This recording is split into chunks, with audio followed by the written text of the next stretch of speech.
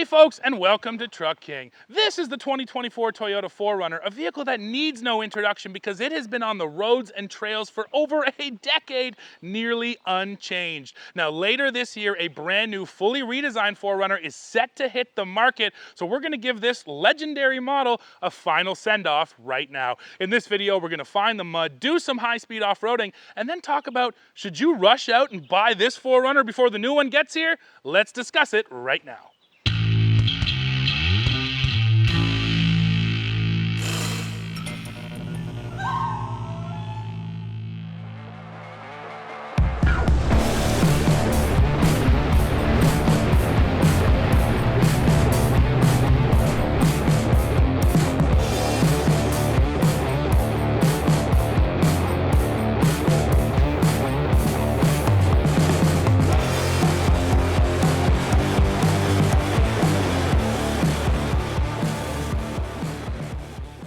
Let's start off with a walk around, but honestly, you should know these numbers by now because they haven't changed in a long time. So under the hood is the only engine you can get with the 4Runner. That's a 4-liter naturally aspirated V6 making 270 horsepower, 278 pound-feet of torque, sent through a 5-speed automatic transmission. And yes, I'm not going to go over every single number here because like I said, it hasn't changed. It's all the same. I want to more talk about where this 4Runner fits into the marketplace and should you consider buying one right now in 2024. So I think the first question most people want to answer is just how does it compare to a Jeep Wrangler and a Ford Bronco? Those are generally identified as the major competitors for the 4Runner, and I would absolutely agree in the vein that they're all adventure vehicles, they're all off-road vehicles for someone with more of an outdoors lifestyle, although of course you have to recognize the Wrangler and the Bronco, the roof and the doors come off. The 4Runner doesn't do that. But outside of that, I would identify those as the main competitors. So first, off-road prowess, off-road ability. Honestly, both Jeep and Ford have surpassed the 4Runner absolutely. You just can't argue here. The numbers are way better on a Wrangler Rubicon and on a Bronco, especially the Raptor, than they are here on the 4Runner. You can get 35-inch tires, 37-inch tires from Ford. Those both offer lockers in the front and the back. The 4Runner doesn't have that. 9.6 inches of ground clearance here on the 4Runner, but the Wrangler and the Bronco dwarf that number. 33-degree approach angle here on our 4Runner. Once again, Wrangler and Bronco are better. So if off-road capability is your number one concern, I would say that a Wrangler and a Bronco are probably better. But now let's get on to the next point. Why would you really be drawn to this 4Runner considering it's so old? Well, that's because it is tried, tested, and reliable. This 4-liter is bulletproof. Toyota knows this thing inside and out.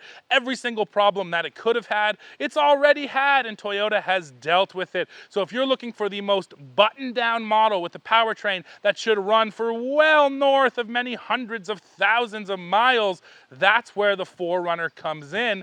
And honestly, this is really kind of fresh in my mind because of the Toyota Tundra recall. If you missed it, Toyota recalled nearly 100,000 gas-powered Tundras, not the hybrids, although it seems like the hybrid recall may be coming because it is the same engine. But anyways, for now, they've said that 100,000 engines are at risk of stalling, and they don't have a fix yet. It seems like the fix might be an engine replacement, but for now, that's just speculation. We don't know. But the overarching point here is when a manufacturer redesigns a vehicle, even if that manufacturer is Toyota, a brand that's known for its reliability, you can have issues. Sometimes they're little problems, sometimes they're big problems. I mean, look at the launch of the Ford Bronco. Ford had a ton of issues with the hard tops and a whole bunch of other things. The Bronco's already been through a number of recalls. The Jeep Wrangler, while I love it, certainly does not have a stellar reputation for reliability. So that here has to be the take-home point. This 4Runner, although like I said, it feels old, it feels dated inside, the 5-speed automatic feels old compared to everything else out there on the market. That word old doesn't always mean bad. And if you're looking for something truly reliable that you know is going to run, this is the generation of 4Runner for you.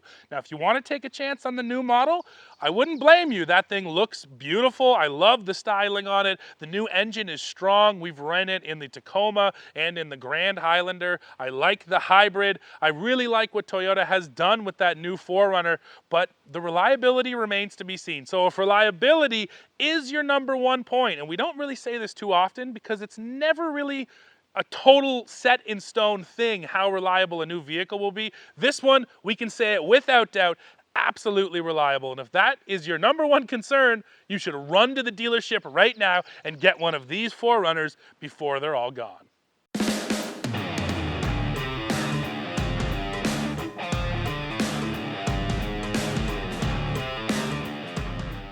Let's look underneath this 4Runner now and see what you're actually getting here in 2024. And again, how good really is it? Well, let's look. So first of all, I like to talk tow hooks. There are tow hooks in the 4Runner. When it's up like this, they look pretty exposed. To be fair, they're quite a ways under the bumper. So if you are using these out there in the bush, you're kind of down on your knees finding them. Still, nice to have the tow hooks. Very important on any vehicle that wants to call itself an adventure vehicle. Next, we get this TRD skid plate up front, and that is an aluminum skid plate. This is my magnet, and it will not stick to this one. All of these have always been aluminum, these front TRD skid plates, I think partially just for the way they look, and then to save a little bit of weight in your nose. As we get back to the next skid plate though, that one is steel, so we have a mixed materials case right here. Now up front, you can see the 4Runner independent front suspension. There's no axle up here, and because this is the TRD Pro, we are getting these guys. That is a set of Fox 2.5-inch shock absorbers with internal bypass. Internal bypass is supposed to allow you to get sort of best of both worlds, a decently firm ride on-road, but then they can swallow up the whoops off-road, and we'll talk more about that in a little bit. Now rolling back, we get this tiny little cute skid plate here on the transfer case, but this caught my eye. It's funny that this exhaust pipe hangs lower than the transfer case skid plate, so if you are going to put a lot of weight right here, there's an okay chance you're going to crush that exhaust cross pipe. Still, always important to have a little transfer case skid plate. And then what I really like, the skid plate here on the fuel tank is massive. It wraps all the way up, and that is a steel skid plate. And this is different on other Toyota models. We recently tested a Tundra, and the TRD Pro Tundra has a reinforced plastic skid plate rather than this steel. Now, another thing I want to point out while we're underneath, the rock rails over here. Once again, the Tundra recently we tested had rock rails connected into the rocker panels on the body. This has the rock rails bolted straight to the frame. That's how it should be. These should actually support the weight of the vehicle and not damage your body because they're bolted to the frame. So I'm happy to see that here. Now finally we get to the very back. Once again, you'll find those Fox shock absorbers. Of course, we have a solid rear axle back here. And then in the back here at the very back, a full-size spare tire. Of course, unlike the Wrangler, it's not on the back, it's underneath, but still always great to have that spare, again, for an off-road vehicle. There's another area where the age really pronounces itself, and that is with the camera system. So this is the 4-low system. You're front-facing, and that's looking at your front wheels. But I mean, yeah, it even moves really kind of granularly. It just looks terrible. I'm so surprised that Toyota couldn't even install some kind of new camera system in here. Maybe the old screen just can't deal with it. I'm not sure, but man, it just looks so bad. Even the graphics here look super dated. Now, in terms of the views we get, they're pretty decent down the sides of the vehicle, and then that front view. I put it in reverse. You also get the side view plus your rear view, and yes, the little inclinometer, but that's got to be one of the worst quality cameras I can name in a modern vehicle, for sure.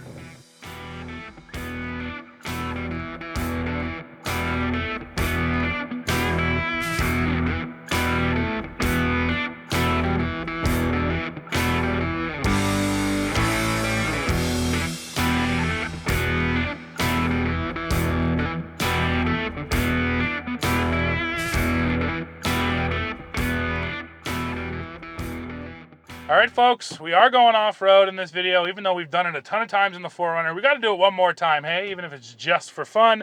So, you know what? Let's go right into 4-low. I got it in neutral now. Great manual feeling to that 4-low selector down there. And here we go. We're not going to lock up the rear. We will if we need to. I don't really think we're going to need to. And yes, the mosquitoes are out today, boy. Whew. So let's feel it coming through. We got thick mud, plenty of water out here today. This is going to be a good test for the tires and the traction. Not bad. Oh, I am pushing a bit wide there. The tires aren't terrible, but they're not the best in the mud from what I felt so far, because I've already been sliding around a little bit, which means in the mud pit, it's probably going to be a lot of sliding. But we shall see. Through the first corner, on to the hard part. All right, here we go. Into the fun stuff. Let's see how she handles the mud today. Oh, bit of dragging there on the skid plate. Bit more dragging of the belly. Fine traction though. Come on, baby. And now here's the transition. Oh, bit of slip. Oh, come on. Keep it going. Keep up the momentum. I'm slipping all over the place. Yes, 4Runner. So definitely a little more slip than I feel out of some other sets of tires, and I would just chalk that up to the Nittos not being super aggressive. But what else can you say? I was banging skid plates. I wasn't worried because I know I have good protection down there, so it felt fine. Grip was there. Power feels good in 4-low. Yeah, again, 4Runner. We already knew it was good off-road, but coming through there, it felt solid. Okay, folks, now we're coming down the other side. I will use a couple of the Toyota's off-road systems here. So I do have the multi-terrain select over in mud mode, and I'm using the crawl control. Here we go. Now this is still the old school crawl control system. It uses the ABS to pulse the brakes.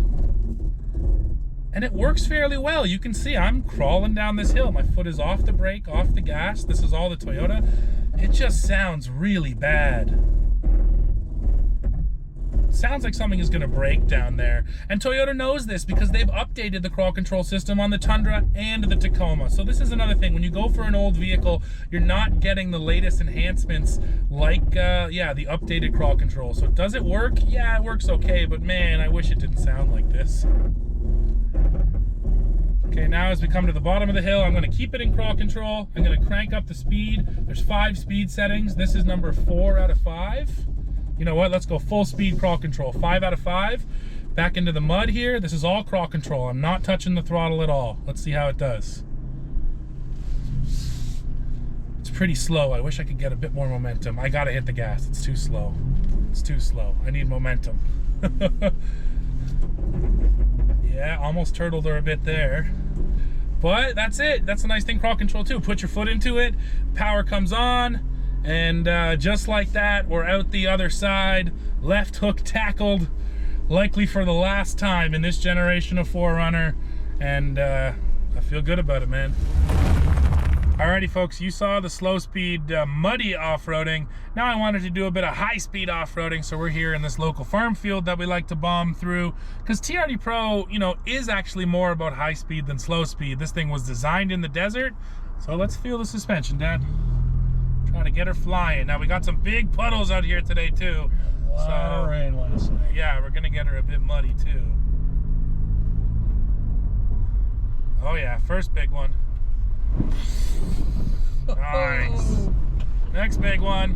And power! Whoa! It's not bad. Oh, nice. Yeah, it's really quite good. The suspension, the second you start getting rough, oh, there's a rock. It does a really nice job of eating it up. And I avoided that last puddle by going around it, so I was on some rough stuff. It feels good, Dad, and that's one thing I will say for this 4Runner TRD Pro. The powertrain feels dated. You feel the 5-speed, big pronounced shift, but the suspension doesn't. And the way it handles, yeah, there's nothing about the way it handles that's like, oh, that feels so old school or out of date or not competitive. The way it goes through that field, yeah, feels just as good as any other modern off-roader, I'd say. When it comes to this 4-liter, it's not a question of should I get it. It's a question of this is the last year you can get it. That's true. So you're going to need to think about that. And of course, this thing used to go into everything. It used to go into Tacoma. Yo! Yeah, that's a big divot there. I didn't want to hit that one too quick. But yes, it's gone out of every other product. And it's, it's been in the Toyota stable for 15 years, probably even more. So you can't argue with the fact that they know this engine inside and out. And yeah, finally, just when you get out here and you want to fly through a field, the 4Runner TRD Pro is still pretty dang fun. All right, Dad, so we've been off-road now. Again, this thing was great on the left hook, really good flying through that field. But that's not really what this video is about. I think the 4Runner is pretty much a known quantity by now. We know it is a solid off-road vehicle. I think, yeah, I'll ask the question to you, as I've already kind of posed in this video, especially with what's going on with the Tundra. Do you feel like there's more incentive to rush out and buy one of these right now before the new one comes along? Well, what's happening with the Tundra and that engine has really created this question for us. Sure. Because normally we would say, this is the last year of the 4-liter.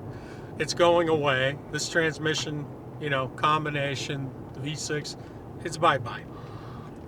And that would be it, because everything goes away and there's something new coming. However, now we're talking about replacing this combination with the same small Turbo 4 that's currently in the Tacoma. Right.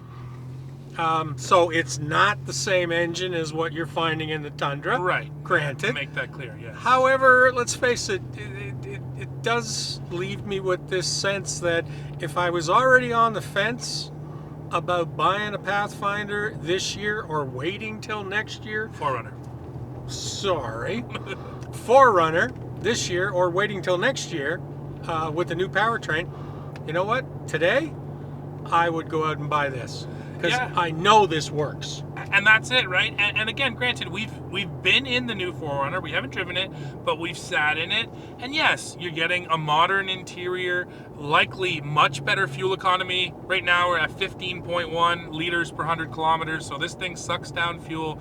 You can see all the advantages to the new one, but I'll also say that, a lot of stuff is the same. It doesn't feel much bigger inside. You still got the roll-down glass in the back.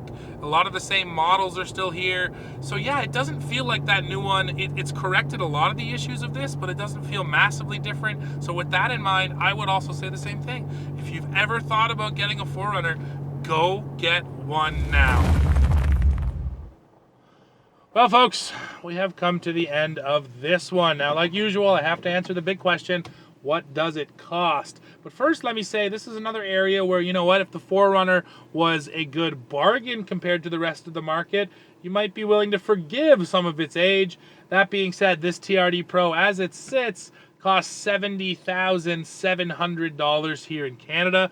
That's not a terrible value compared to, say, a Wrangler Rubicon, but still 70 grand for this thing.